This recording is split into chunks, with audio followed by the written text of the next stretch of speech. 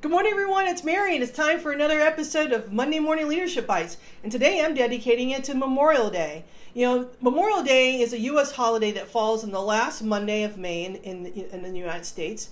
And it is kind of the unofficial start of summer for many people. On social media, I'm seeing a lot of people celebrating graduations from every age, down from grade school all the way up to high school and into college. So we see a lot of great pictures of that. And so it's also a chance for people to have barbecues and family gatherings. In a lot of cases, the neighborhood pool is opening today. The people are putting their boats out on the lake. So it's just the unofficial start of summer.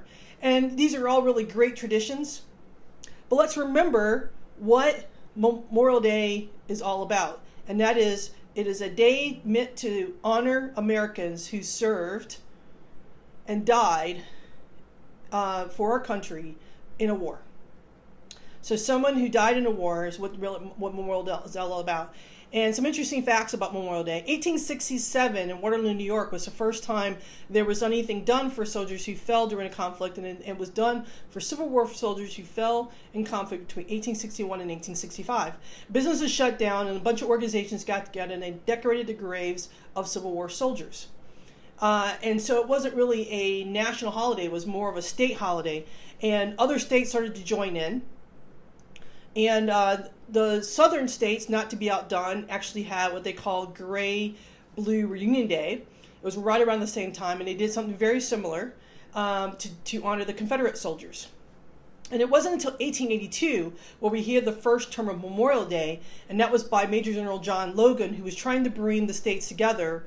And so that it wasn't this sort of, northern versus southern states. And so he coined the term Memorial Day. And Memorial Day actually moved around quite a bit. It was always May 30th, so it moved when the calendar moved. So it wasn't always the last Monday of May. 1915, Lieutenant Colonel John McCrae wrote a poem called In Flanders Field. And he referred to the fields of poppies that were among the graves of the fallen. And at that point in time, people started to adopt the red poppy flower. And I can remember as a kid going, and the certain organizations would do fundraising, and they would give you a red poppy, and it was Red Poppy Day. And I never understood that until much later on, what that really meant. And that was what comes from that poem. It wasn't until 1968, actually 68 to 71, in which Congress extended it to all wars. So any U.S. war where soldiers had fallen, and they were trying to combine 4 holidays into one, and they created it it was a federal holiday at that point, but they created it as a national holiday, which gave us a day off. And they set, instead of it being on May 30th, it moved to the last Monday in May, giving us a 3-day weekend. And it is marked by taking the flag briskly up to full staff. It is at noon. It is lowered to half staff. And it stays that way to sunset, and in which it is either taken down or risen back up again. And that was one of the things that we should do.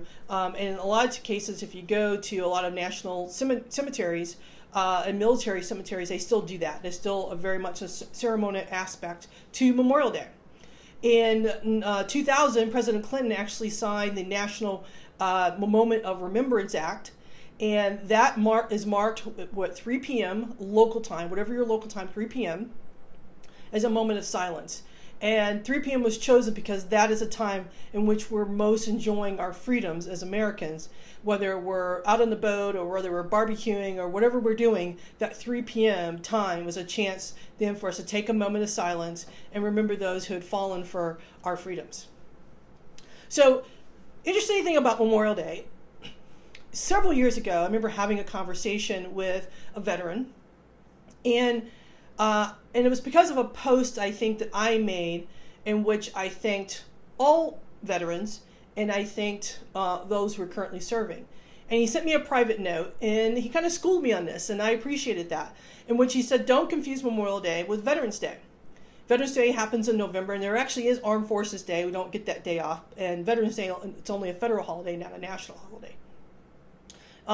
He said, the Memorial Day is meant for honoring those American soldiers who died serving our country in war. So, yeah, I knew that.